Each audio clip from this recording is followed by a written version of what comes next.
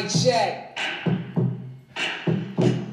Yo, it's Harlem on the rise, yo, we love to get the money. This a podcast, you can catch us being funny. Yeah, from 79, we living alive. So stop everything, this is serious vibe. Catch us on the Wednesday, the steady on the hump day. Listen in your car, got the beamer or the Hyundai. Facebook Live, we live on the rep. You can call the kicker with us if you show respect. Yo, a lot of topics, we always got a poppin'. You know we neighborhood, we always kicking dollars. Yeah, that's the stilo, we do it for the people. Higher than the ego, we ordinary people.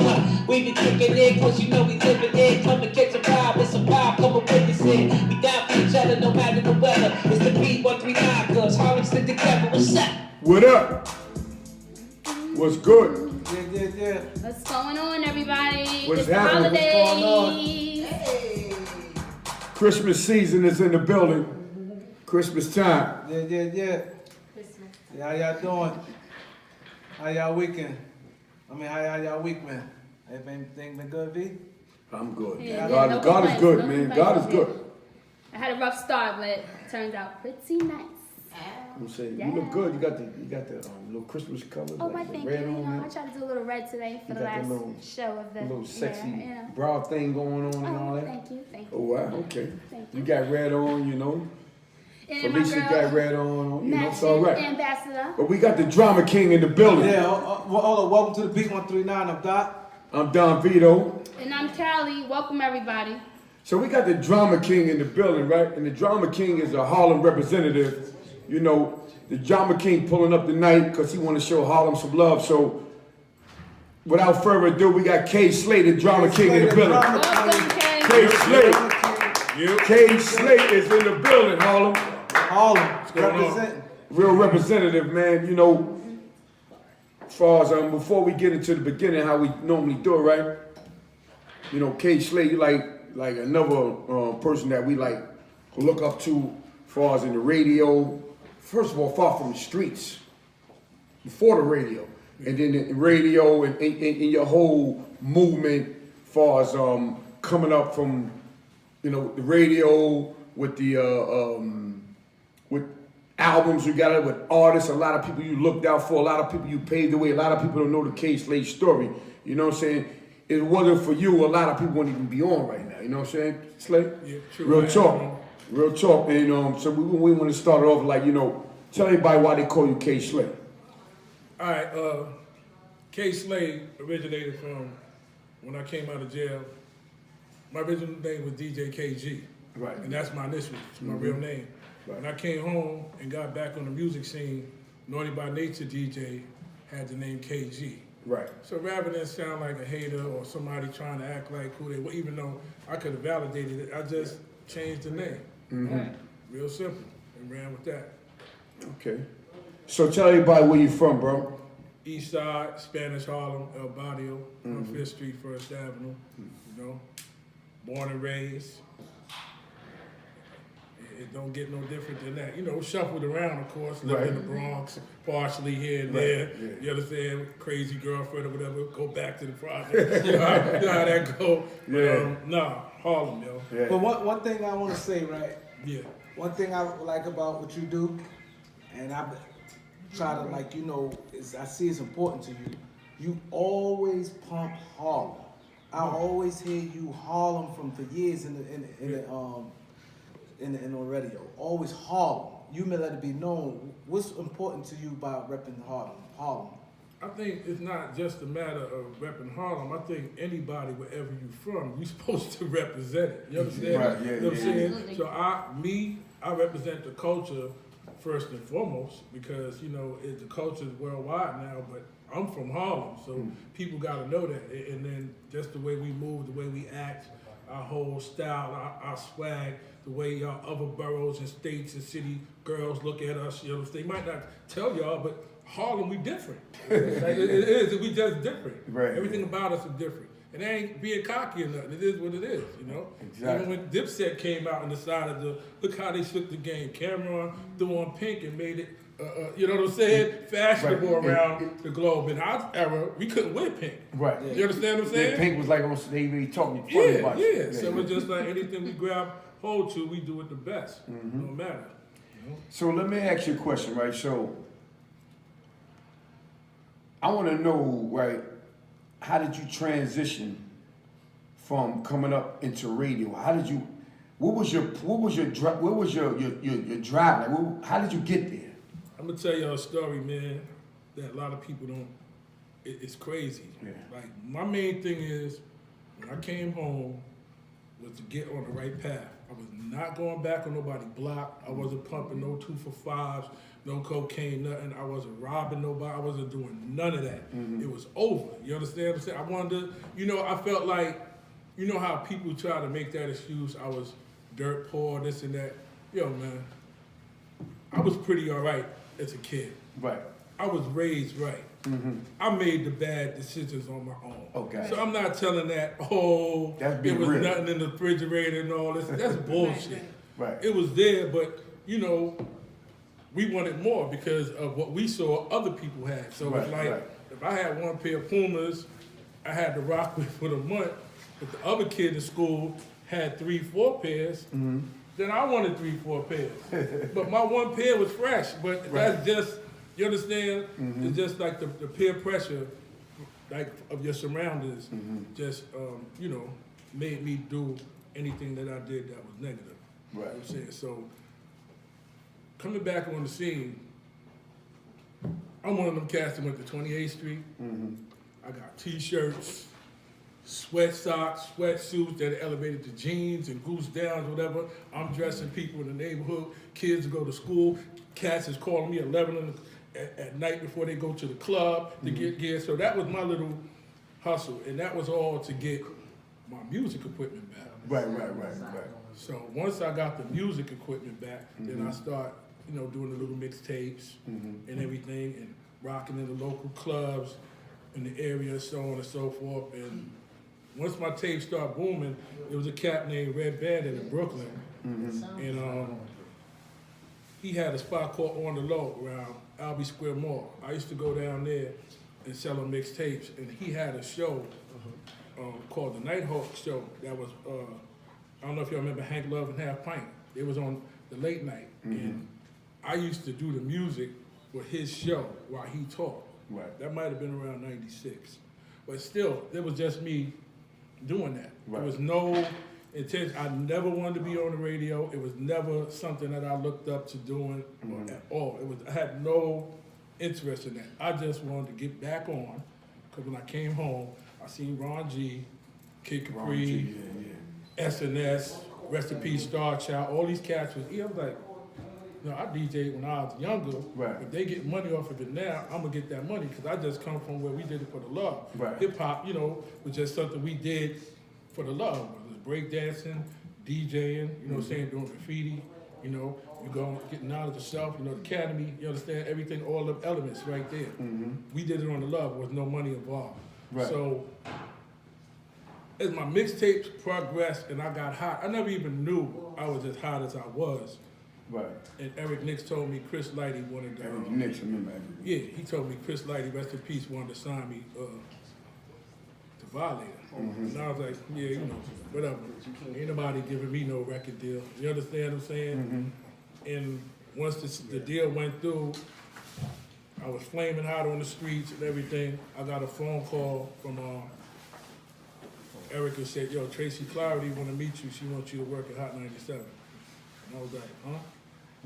She said she want to have a meeting with you. So I came up there and I sat in the office. You know, I'm still 1 foot in, 1 foot out mentally, streetwise. You understand? Right. Because I ain't used to nobody giving me shit. And she just said to me, listen, I don't know who you are. I don't know what you do, but Funkmaster Flex never been in my office this many times about anything.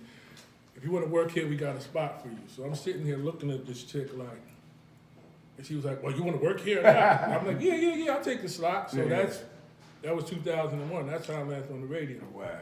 You know, ready for a minute now. Yeah. How 19 you like years. it part of your life? You know what I'm saying? That was like a big transition for you. Yeah. How when you first started, you had love for, or it grew on you? Let me tell you the funny part about my show, which a lot of the other cats that was up there, maybe still there, whatever, I don't know, kind of envy, is that she gave me a specialty show. I ain't had to play nothing nobody played. that you hear all day or whatever. If you notice my show, you don't hear that. I play what I wanted to play. So that had a lot of people kind of salty. You understand what I'm saying? Like I don't have no list. You know, so of course I enjoy doing that. You understand? I'm up there, I'm playing anything I want. I'm playing street joints. You was I got too, cats you was. freestyling up there. I got like 10 cats from different boroughs up there rhyming, spitting, going crazy. It was times I got suspended for, wilding. Like, you know what I'm saying? Like, I enjoyed it. I enjoyed it. You gave the streets a lot of love because Yeah. Cause when you came on, you came on with like somebody that was hot or was out, just start the show. But then later on, you start, I don't know if the dude that you knew from somewhere or whatever, somebody sent you a tape, whatever, you be like, yo, listen to this joint, this kid here is hot. Yeah. You gave the streets a lot of love, man. You know what I'm saying? That's why the streets love you like that. What it was, when I used to pull up to the show, is no exaggeration. And I got footage of it because I'm working on a documentary. One time I counted, it was 113 people in front of Hot 97. I mean, it was like a party waiting for me to pull up.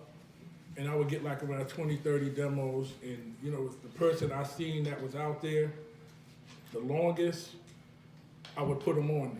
Because to me, it was like about being consistent. I mean, that's even how I ran into Papoose. Like, every week. One time it was like a snowstorm, right? When I pulled up and I seen him and his man out there, they dripping, like, snot, like, like out there like that. I looked, I said, damn, like, he need a shot. I gotta give him a shot. I said, yo, you on the show next week, yo. Yeah. I said, yeah, you on the show next week. Because a few times we bumped heads and, yo, man, chill, relax. He was like a little aggressive, like, come on, man, I've been out here, this and that. When I seen that, I had him come up and freestyle. And when he spit, I was like, right. You understand? Yeah. So that's really where a lot of the people I played, I met in front of the building. Could you snatch Papoose up? Yeah. You sponsored a lot of his music. And your marketing game was crazy. Everything, Papoose. But if you invest in something, that's what you're supposed to do. Yeah. Like, the problem with a lot of people now, I think because of the internet, the CEO want to be the star.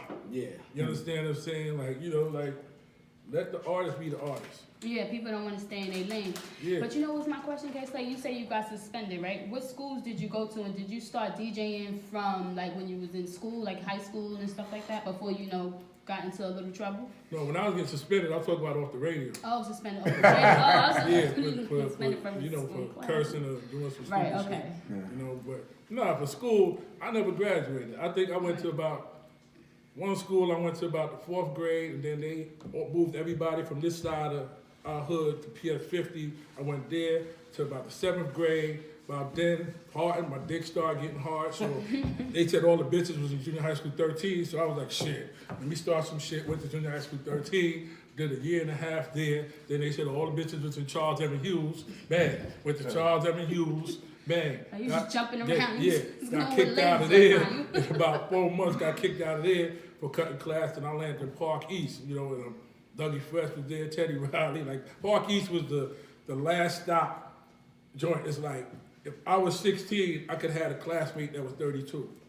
You understand? It was like, dead ass. That was like one of them joints right there. And after that, bunch of phase. once I hit like 17 and shit like that, I was like, man, ain't no money in this school, man. You understand what I'm saying? Yeah. Once I learned how to read, write, add, subtract, multiply, all the basics. The history was bullshit because I had knowledge of self, so I wasn't with none of that Christopher Columbus shit or none of that stupid shit. I was good. I could count my money. You understand what I'm saying? I could read the contracts. I'm out of here. Right.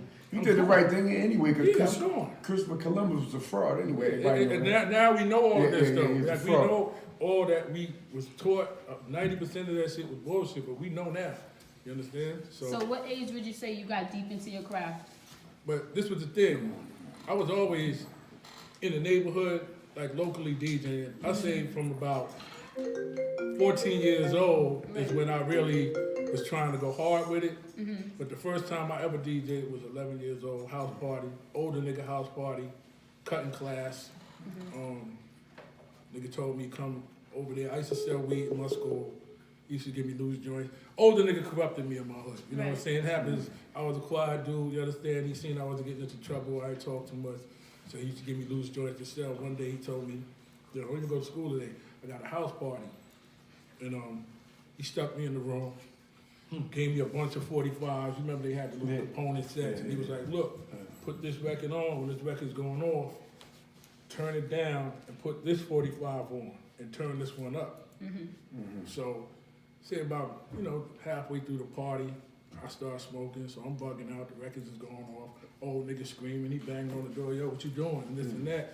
But what that did was let me see, damn, I'm controlling all these older niggas. They all 16, 17, I'm 11 years old, and I'm controlling their movements and actions, and it kind of felt like, damn, it was a sense of power. And that's what made me gravitate to the DJ shit. Right. But it was out the love though. It had nothing to do with no money. Right, it was something that always came natural to you. Yeah, to bringing equipment out when I started getting older, 14 and 15 in the park, you know what I'm saying? Like and DJing out in the park and things like that. It was just like all out of love. I come to the Bronx, see what Flash and them was doing at 18 Park, come back to Harlem, emulate what I seen the older cats do, Bambaataa and them, you understand what I'm saying? So I was always, back for my mother lived in the Bronx, so I was always, back and forth, Right. So I studied the culture from day one, So what made you want to start like doing the mixtapes and all that? Because it was easy. It was easy money. I can't get into the figures of the money. You understand what I'm saying? I'm not doing that. But let me tell you something. It was different. Right. It was real different. It was some unbelievable shit. Like it was days I didn't even go outside. It was like niggas was hustling. That was hustling. They had no idea about that mixtape, that mix CD game. I'm gonna leave that shit right about that. I mean, leave that shit right. But y'all see how they did DJ drama. I ain't got a dog. You understand what I'm saying? And I was the type of person, I was a little smart. I was never into cars. You understand what I'm saying? I had the studio on 118th Street, tenement buildings. I always played like I was broke. Like, you understand? You in the hood. Like, niggas had no fucking idea. Like, the only thing they could really go off was I kept a big chain or shit like that. Other than that, I never really flaunted the floors. Too flashy, right? Yeah. Unless I was in a strip club and I threw 20,000 or some shit, then they'd be like, what happened? Like, golden lady, you understand? And then, but other than that, I always kept it kind of low key. It was the bread. Mixtape game, the bread, And what was the first mixtape that got set off? It was called Morning. It was me and a brother named DJ Demo. Puerto Rican DJ Demo. It was two demos, a D Demo and Puerto Rican DJ Demo. And we did that mixtape. DJ Demo. And it kind of took off, And then I just went and got my own track board and everything and just started doing my thing. And the mix CDs came out and that was it. It was a wrap. Right. Mix CD game was crazy, So how many mix CDs did you drop before you decided you wanted to start managing other rappers? You know what it was? It was just like, I was just doing the mix CDs, and then from that, I got the record deal. Chris Lighty, rest in peace, had signed me, the Violator. So at that point, I was never really managing rap. I was never really in it. Like I said, all this shit fell in my lap. Right. All I want to do is feed my family, like do music and eat. I didn't want to do no more shit in the street. I didn't want to sell drugs, rob people, none of that shit no more. So this was just my way out to live. I didn't look to be no fucking mixtape champion. I ain't get all the awards I got. Rest in peace, Justo. I ain't look to get a record deal from this shit. I ain't look to be on 2 radio stations. It shit fell in my lap. But you know what it was? I think that, sometimes we look to other people's success and we try to be the worst at somebody else's talent instead of the best of our own. Like I've been DJing since I learned at 11. 14, I was coming out in the park. Maybe I had to go through all the bullshit I had to go through to get to where I'm at. But if I would have just followed the path that was there for me, that my talent, you understand, I could have been on a whole lot sooner. Right. But I wanted to do, of course, I'm from the project. You got old niggas coming home that I know. Nigga shoot somebody, nigga go to Rikers Island. He come home, he walking around with no shirt on, real slow. Remember the word hard rock? Remember that turn around? Now that he with braids in his head, and all the chicks want to fuck with him. So all of us is saying, damn, I can't wait to go to Rikers Island. Like, see, that's the mentality we had, and the older niggas didn't help us. Nigga, wait, be up and But shit. that's the time that you grew up. You live and you learn. You know? Because in the hood, niggas ain't gonna tell you about repercussions, especially older niggas. Older niggas wanna use the younger niggas as crash dummies. So we was crash dummies. You understand what I'm saying? Whenever niggas tell us do, we do. And then after a while, you get accustomed to it and you start thinking that this is what you're supposed to do. Right, because and everybody's doing it everybody's around doing you. it. But really, in our world, that we look at it as survival, right? Everybody want to be like, yo, I bust my gun. I just came home. You know what I'm saying? I caught a body. But when you get home, see, that's our world. You get home. When you got to go to Wildcat, remember Wildcat? Yeah, Wildcat. Yeah, when they get Wildcat for that appointment to get that job, that first fucking question, that shit that haunts the shit out you trying to see if you should lie or not. Have you ever been convicted of a felony or crime? Now you looking like, you don't want that street credibility now. You don't want that shit. You looking at that shit like, damn, man. You understand? Should I lie? Yeah. But they gonna know because I said the Wildcat, so I might as well just be honest about it. Now you wind up taking some fucked up job. I remember they had me in some Xerox fucking room. I was like, oh man, I gotta get the fuck out of here. Like, you understand? And that's what made me go get socks and t-shirts and shit and do that. I was like, man, I'm not sitting in this motherfucker all day. Like, this shit was ridiculous. Then I got the supervisor, he's talking to me about Christianity and you need to follow God. I'm like, nigga, you better leave me a fucking alone. You understand what I'm saying? I'm a 5%, nigga. And I can't even check him because then he might report. I'm like, oh my fucking God. Like, all this shit I got to go through, but that's all because when I was younger, I wanted to follow people. I wanted to be a fucking follower. I had no brothers and sisters growing up. I had no big brothers, no sisters, anything. Like, I grew up by myself, so everything I had to learn from the street. Shit, niggas had fathers in the hood. That shit was like a luxury. I was like, damn, your father ain't leave your mama? You understand what I'm saying?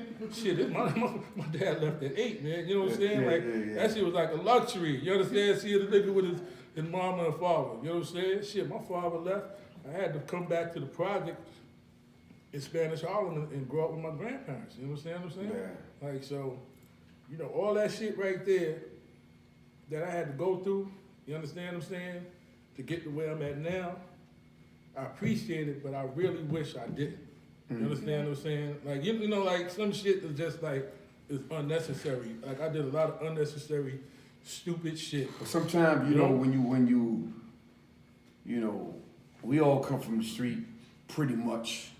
But what I'm saying is that sometimes you got to go through that to get to where you at. True. Because you don't learn from everything you're doing right. You learn from making mistakes. You learn from doing wrong things. That's how you grow and you evolve. And, you know, and look where you at now, you know. So that's probably the path that you had to walk to figure things out and find yourself. Now you rock it. You know what I'm saying? Everybody know K. Slade, the drama king, you know. And everybody want to get on your show. You know, you had to go through all that to get where you at. You know what I'm saying? Yeah, I understand that shit. Like, it's not like, I don't want to say I regret, but it's some things, man. It's some shit in your life. You're like, man, I ain't have to do that shit. I ain't have to experience, I ain't have to live that shit. You understand what I'm saying? Anybody know you on the motherfucking run. You live in house to house. You understand what I'm saying? You trying to find a spot to take a shower because you don't know if a motherfucker, because back then it was greasy. You don't know if a nigga gonna call and say, yo, that nigga over here. The niggas that didn't like you on the block, you understand? Like that shit crazy. We got a caller though for you, Caller. bro. Hello, Ain't no caller. sound on the street. Huh? What up, caller? Hello? Yeah, what up? Ain't no sound on the street. We can't hear. Oh, yeah? All right, we fixing it now. Alright. All right. So he said just switch it to So with the fact that where you at right now, right, and where you came from, I mean, how you feel like, as a person? You feel like you got to give back, or you feel like you just I always just gonna get back. do it? Nah, that's anybody that get up. You understand what I'm saying? You're supposed to reach back down and try to pull people up. Right. Everybody not gonna be satisfied with what you do for them. You understand what I'm saying? And it's just like that. Right. You know, but I've been giving back the whole time I've been in the game. Like, a lot of people don't know, like, when T.I. was first coming to New York, his first mixtape he ever been on was mine. I remember him asking me to take him on 106 in Park, you know, because, you know, he ain't had too much familiarity up here. Like me bringing them on there, you understand what I'm saying? 8-Ball for 8-Ball MJG, brought them through Harlem for the first time. 8-Ball, you know what I'm saying, Too Short, came to my crib to freestyle. Like, a lot of, like, everybody that came, even when Cameron and them started Dipset, they came over to me like, Slay, we get ready to start a movement, man. You from a town, we need you to help spearhead this shit. And we need you to do this mixtape, we need to get this shit rolling. Right. Shit, if you know the first mixtape, we all on the cover. Minked Up, you know what I'm saying? Diplomat Volume 1, you know, even the homie 50. When he started out, you know, Slay, I need you to host this trailer for me. You know what I'm saying? The little trailer sampler for me. You understand? Like, a lot of the cats that came up back then, that's popping now, they came through my doors, man. You understand? I know they came through your doors. Always show love. Yeah, because you got to think about it. Like radio, in radio, a lot of dudes is funny style in radio. You know what I'm saying? They funny style. You know, they it's like political. Like they only going, you got to pay them to get on or get to play their song or something like that. Or if you ain't know nobody that knew somebody, they ain't fucking with you. But you from the street and you know where you came from. So everybody was coming to you because they like K can relate to us. He gonna show love. So let me go my K, and that's why, you know, by you showing the love back, you know, one hand wash the other and it's all good. But you know what I understood? A lot of people don't that in every game. You know, my whole game plan, once I was real, like, all right, I'm here now. If you help the brothers on the come up, right? Like a lot of these cats I named, I helped 20 something years ago before I was on the radio with the mixtape game. Yeah. When they get on, you on.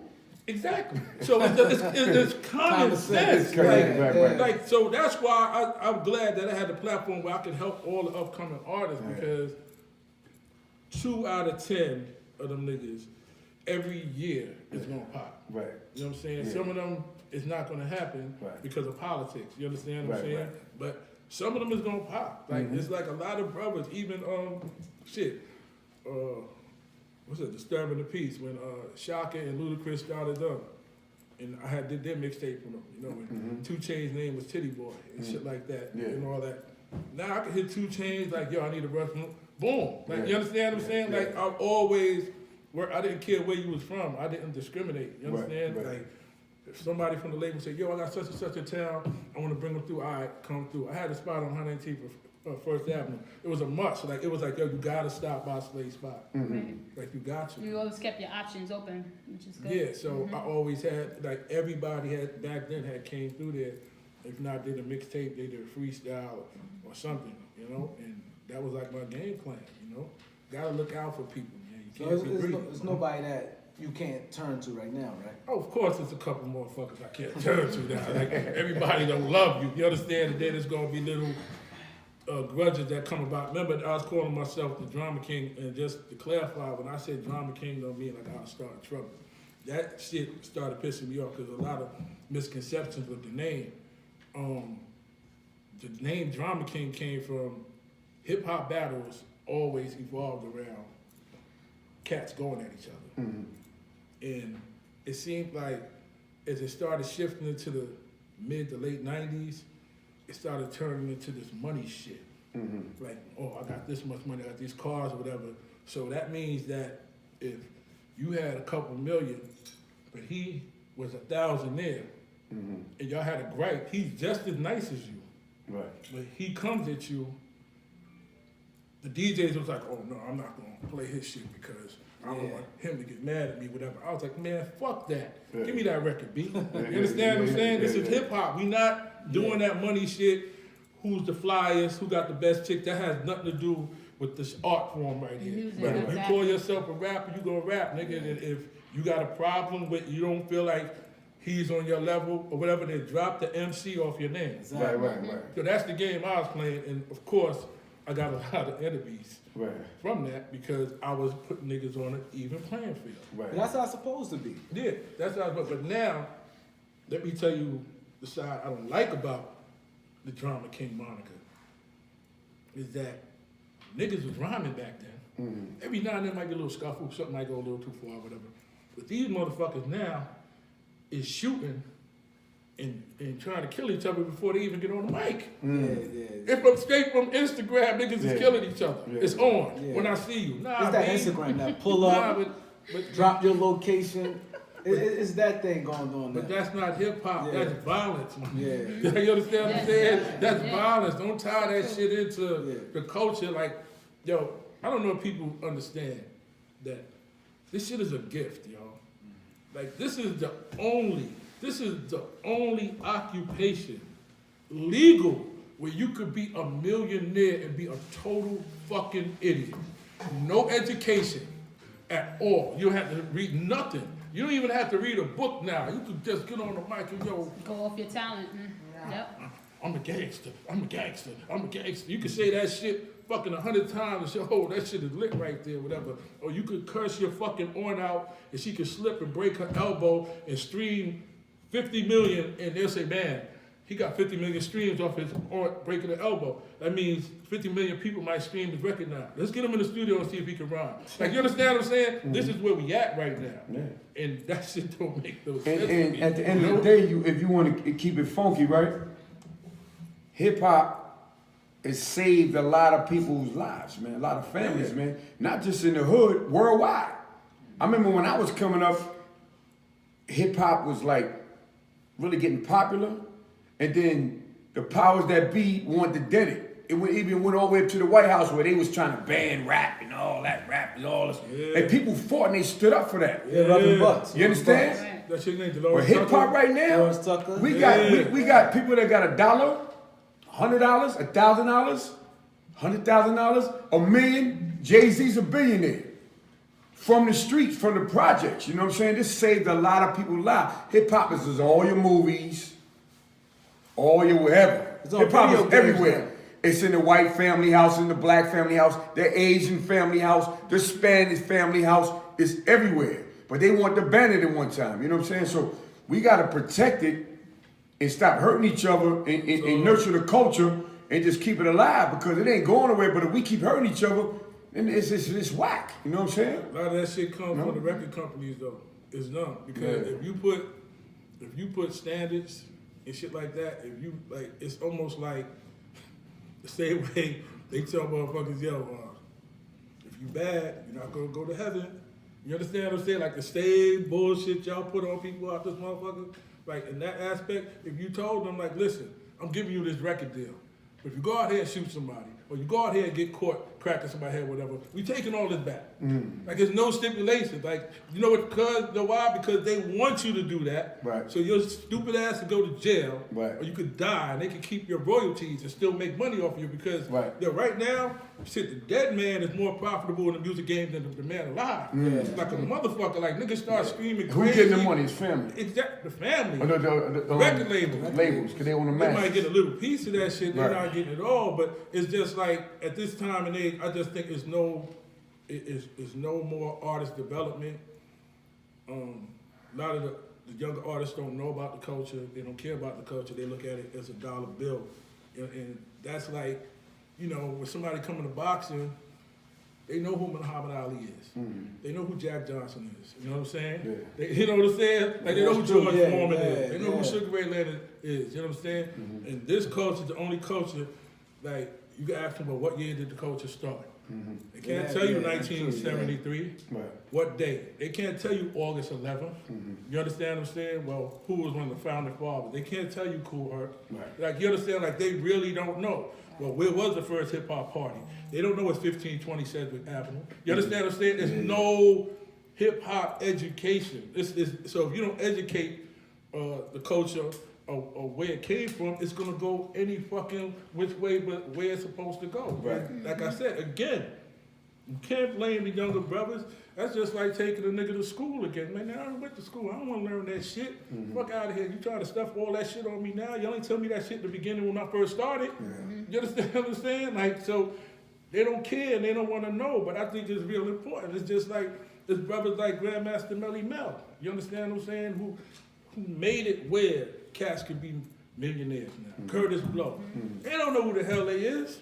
Grandmaster Caz. They don't know who the hell they is. Then you got cats who's in position that been around for a while. They won't pull them out for a show. Right. Have them do a 16 or put them on the stage and salute them, whatever. So it's like you can't even blame the young brothers for what's going on, man. It's the fucking record companies, yo. You know what I'm saying? Like everything they don't take care of you once you're done, it's over. They don't care. Like you said, like sports, they bring like the retired players, they bring them back, have retired basketball games. Like you said, and they do history now. Like they sit there and when they get their money, they teach them how to spend their money. They teach you like NBA classics and all that. They study the game. Like you say, even boxing, they tell them the same thing.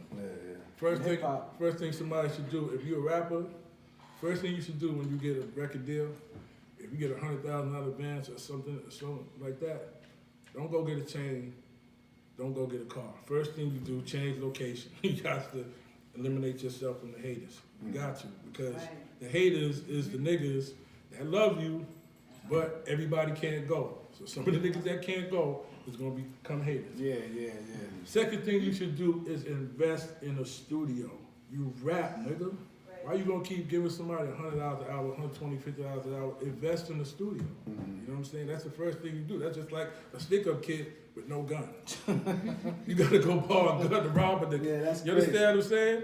Nah, if you in the game, man, you're supposed to invest in what's gonna help you continue to make money. Right. You know? So musically, K-Slay, what would you say is different about yourself from back then and now? As musically and as a DJ? I mean, you know, you just gotta be open to everything that's, you know, coming out now. You know, before I was stuck on one way, and one way only. You know, Right. this is the way. But now you gotta just, it's different audiences, it's different sounds, it's all kind of, like, if it's total fuck shit, I ain't playing with it. You understand what I'm saying? Like, some shit I don't respect. And it's just my opinion. Like, Right. I'm not saying it can't go where it gotta go, but it gotta have some Something's kind of just not for you. substance to it. Like, yeah, you Right. understand? So that's, with me, everything is pretty much the same. You know, like, I'm open to listen, and I just gotta kind of see a little movement behind it. If I see a movement behind it, then I'm like, okay, I can believe it. But it's just, Right. if it's plain bullshit and nothing behind it, that's like, It has to have some Yeah. type of strength behind it, of course. yeah, Mhm. like in everything in life, it gotta have some kind of substance. You know what I'm saying? Absolutely. Like, I you know, agree. All right, so Slay, so you had hit me up, right? Well, you hit us up because the B139, we a team, and we had two gentlemen came on there, and you know, Twin Towers, oh man. tall dudes, you know, and you know, they were saying that y'all was family and all that stuff, Yeah. you know, and can you talk about that a little bit? I mean, like, This is what I'm gonna tell you, man. yeah, In life, you're not responsible for who might be your kin. Right. You know what I'm saying? Mhm. I don't really know them like that. They don't really know me like that. They're about 20 years younger than me. So you gotta look at, when I had to ask my mom yesterday, like, when you start letting them come outside? She said about 16. So they was coming out at 16. I mean, I was 36 years old. Like, you understand? So it's really like, you understand what I'm saying? I know those was my mother kids, so she loved them. I had to love them from a distance. right, We never lived in the same house, never slept in the same house, nothing. I was from Harlem, they from the Bronx. We never the Huxtables or some shit like that. The father was a faggot, bitch ass nigga. You understand what I'm saying? I wanted to crack his head when I first met him. You understand? So it was never no, you understand what I'm saying? But then again, like I said, you can try to help people, and if things don't go the way they wanted to go, you know what I'm saying?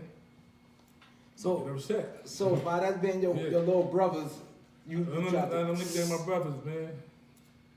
Ain't my brothers. Let me tell you something. Anytime a man can fix himself to talk bad about you, to try to slander you, and talk to enemies that they know from your hood and shit like that, in time, those ain't my brothers, man. Those ain't my brothers, man. And even for them to come on your show, right. and to mention, like, once you become grown men, you don't have to mention another man to have an interview. It's like, you need my name to get an interview. You understand what I'm saying? Stand on your own too, man. I did a mixtape for them before. Like, okay, y'all niggas wanna rap. You know, come on, man, y'all 6'7", man. Play basketball, please. I used to beg them. I give them basketball, niggas run the other way. I said, Mom, look, see, that's why I can't fuck with them. You understand? Like, they don't wanna listen.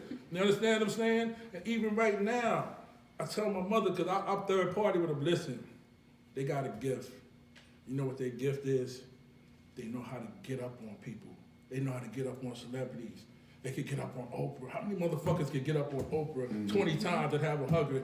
I said, yo, tell them become paparazzi photographers. You know how much fucking money that they will make selling them to tabloids and shit like that? Oh, we ain't no fucking photographers, we're rappers. So See, Mark, that's why don't call me and ask me to help. Like, you Right, understand? right, Because every time I suggest something, Right, they don't want to listen. So you trying to help understand? them, like give them a lane that they can get into and they turn it down. It's like, and it's just like, come on, man. And this ain't no disrespectful speaking. I'm just saying, just because one of your kin does something, doesn't mean that it's meant for you to be in that same profession. It don't Right. work like that. Right. It don't work like that, yo. It's just that simple. I mean, I'm pretty sure, I bet, you know, Magic Johnson would have loved for his son to play basketball, right? Mhm, right. But he did what he wanted to do. You understand what I'm saying? It's not meant that way. Like, you understand what I'm saying? Yeah. It's just not meant that way, man. But, yo, that was my mother's kids, so I always gotta love them through her. But me and them, you understand? Like, once you talk bad about me, and I'm talking about for 20 years, my nigga, and it ain't help you. 20, just imagine somebody supposed to be your little brothers talking bad about you 20 years. Not one, but two of them. And you can't do nothing about it. Right. You understand what I'm saying? You can't do nothing about it. So, nah, those ain't my brothers, man. They don't know, and like I said, they don't know me. We ain't grow up in the same house. You understand? We never the Huxtables. We got two different fathers. You understand what I'm saying? Like, anything that they say, they could only get from somebody. Because like I said, when they was coming outside, they was 16 when my mother started letting them out. I was 36 years old. I finished doing all my dirt. I done shit. I was on Hot 97 to do all that shit. Like, all my crazy shit is over with. Yeah, yeah. You know? So you said you don't helped think, with the first I did a mixtape? mixtape for them. How it went? Went good? I don't know. I gave them, I played their records on Hot 90. Listen, I played the records on Hot 97. I did a mixtape for them. I hosted it. I put them on a couple of records I did. Then, almost forgot. I tried to start some shit in my hood called Team 105. About 7 different niggas. Niggas came to the studio 2 times. Or after that, this nigga wouldn't come, this nigga wouldn't come, this nigga come. I put them on the record with R.I.P. Huddy Combs. You understand what I'm saying? R.I.P. Huddy. Yo, son, I helped these niggas. And the shit didn't go the way that they wanted it to go. So I gotta be the fall guy. So do you think ever outside the business world that you guys as brothers will ever come together and just be a little close, Those ain't or my you brothers. don't even Those feel ain't that my type of brothers. thing? Those ain't my brothers. Your brother never, ever. Let me tell you something. If you was my brother, I don't care how mad I got at you. Only person I could talk bad about you to is my mother. Facts. You go on the street and you talking and you keep talking and this and that and the third, and you playing off the concept because you know he can't do nothing to you because, Ma, you wrong, man. You know what I'm saying? Right. But have you ever Yeah. said something in the beginning, try to check it early? Yo, B, these was good kids growing up. They had mommy and daddy. You understand what I'm saying?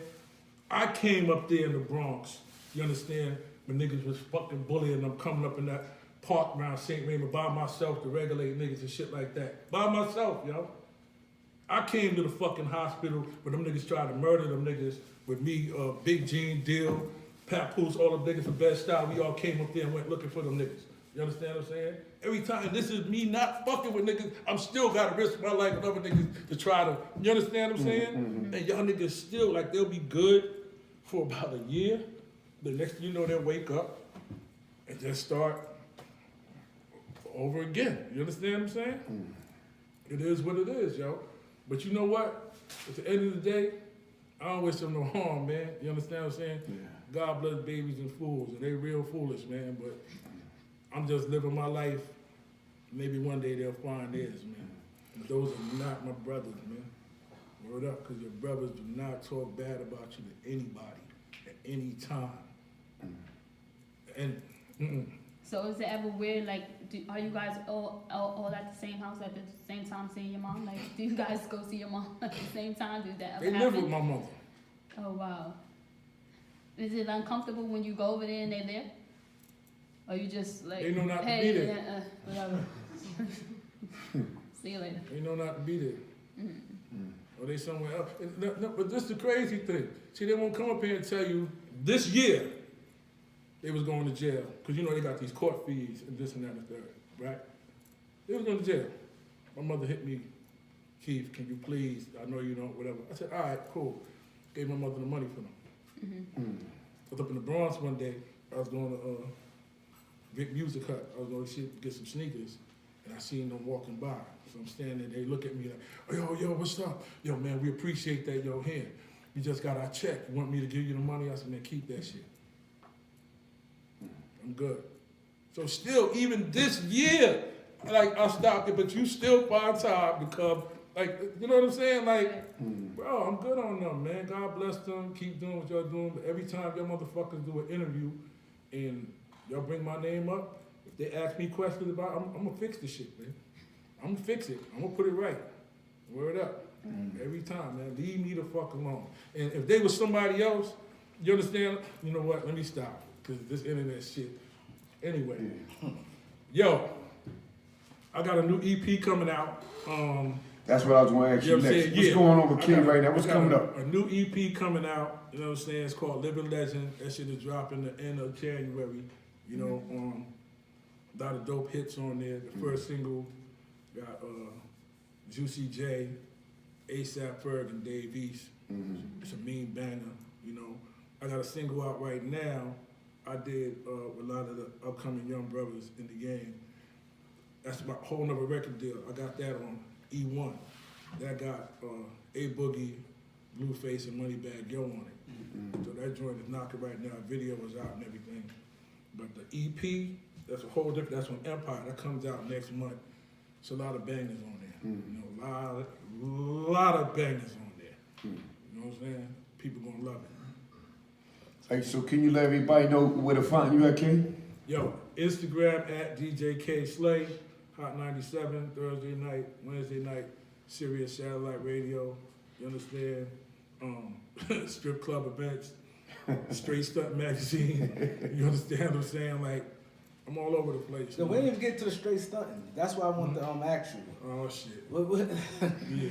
Yo, you made a lot of dudes in jail happy with that. Yeah, Was that when you went into that? You went to that mind frame because one thing I noticed about you, even when I was inside, you always shouted out. You know what I'm saying? The different spots, that's the different jails. So that was in the mind when you came out straight stunting. That's what you was thinking of. No, I'm not gonna lie to you. That wasn't. But I had a subscription set up for brothers that's locked down where they could get them for dirt cheap. And when the magazine came out, it was about 255 pages. It was like some shit like this. So I was getting so many requests from brothers and everything that I was like, God damn, you know what? It's sad to say, but it's a lot of money in penitentiary. You understand what I'm saying? Like that's like a forgotten world. Yeah. Even with music, like I told my lady, yo, we need to get my music on this shit where they could order. You understand what I'm saying? Like, so that wasn't the idea, but that's something that I did. And after a while, when I saw what it was, I started, getting requests from them. But like they'd be like, yo, Slay, man, tell them to bend over this way. Or Slay, like, no, the nigga, they will tell you, man, this chick had too much Photoshop on her, man. Like, don't be, you know what I'm saying? Like, so I start listening to them. They give me a lot of ideas, and that's when I start getting the magazine. Yeah, that shit is banging. Yeah. I remember my man Zani. You grew up with him. You know Zani. Short I know Zani, that. little black Zani. He's from 105. No, I probably know about. I think you wrote him one time. He's like, yo, see, Slade. Like maybe he had another name. Yeah, I know the name probably. Yeah. But he's like, yeah, see, he said, Slade a real nigga. You know what I'm saying?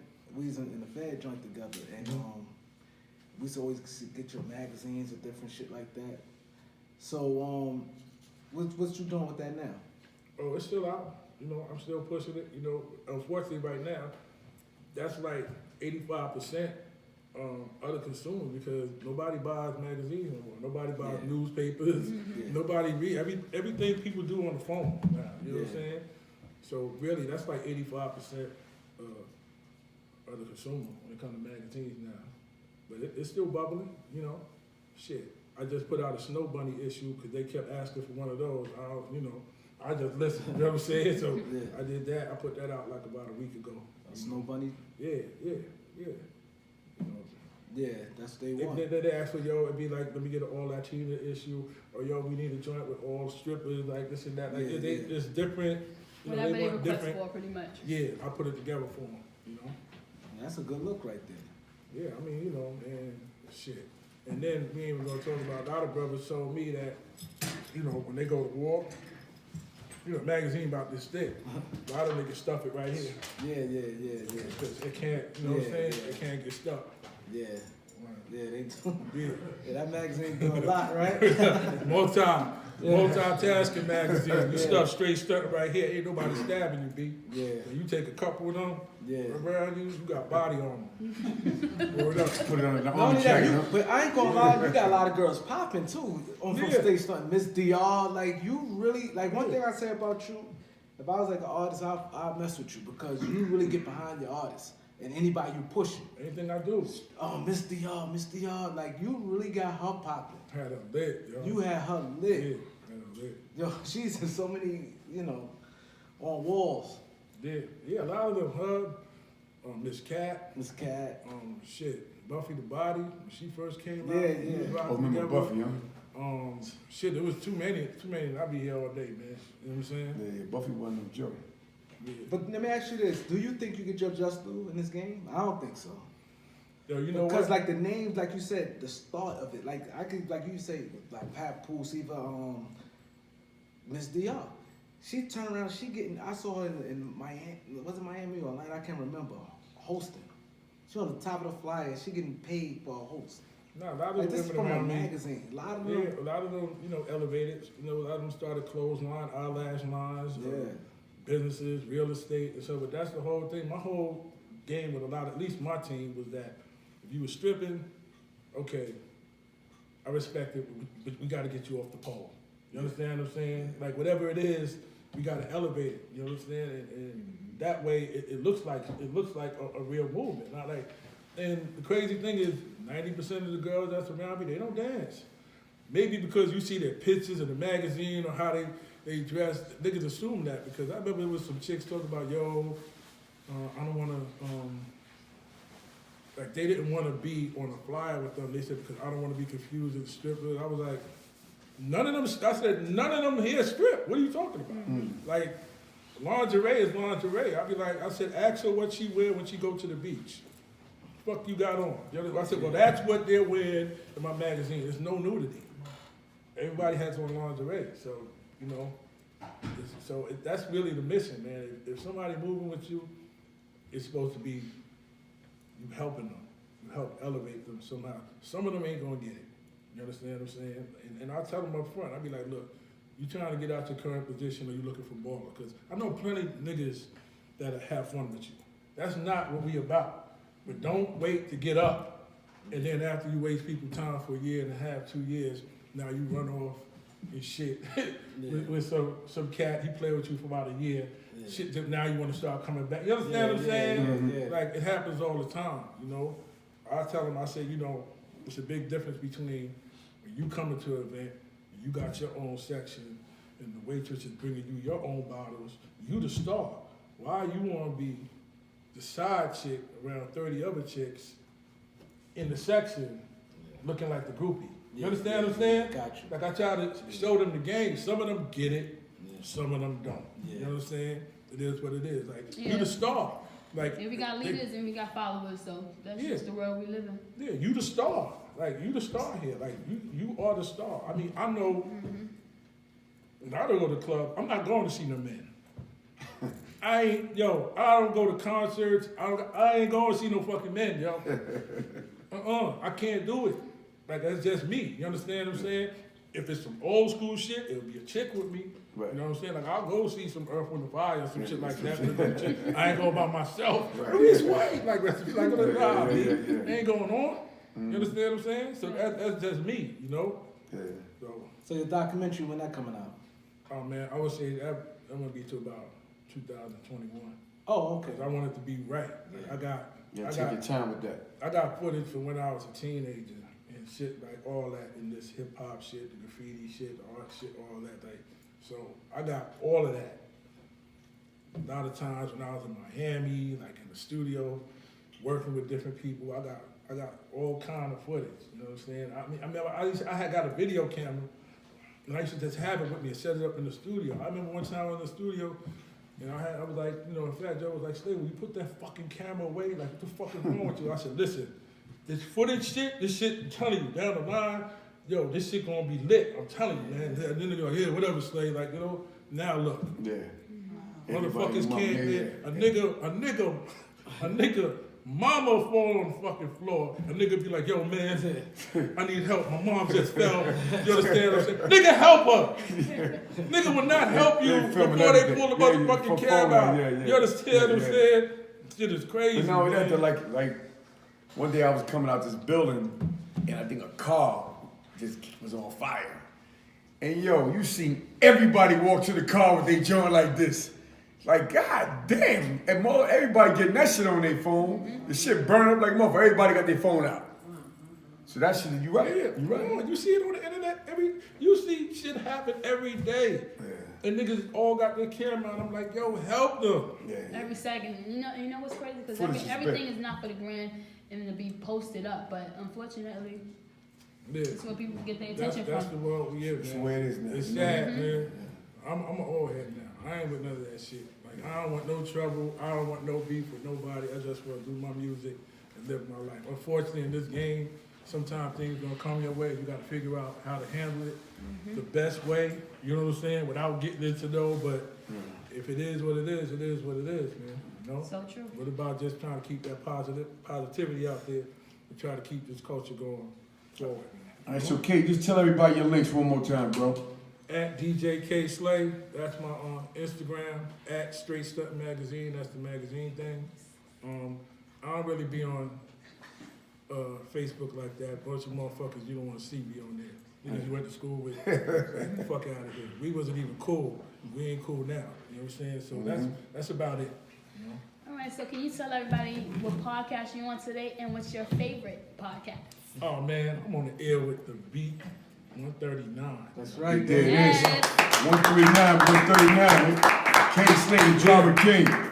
Thank you for coming to the show, bro. Definitely. Thank you, Stay guys. tuned, y'all. We got 2 million next. 2 million Oh coming shit, up. 2 million in? 2 million rocking on Trying to any hit you block. the other day, 2 man. million on the illy. Damn, 2 million on the illy. I'm trying to get you to come up. I hit Maine on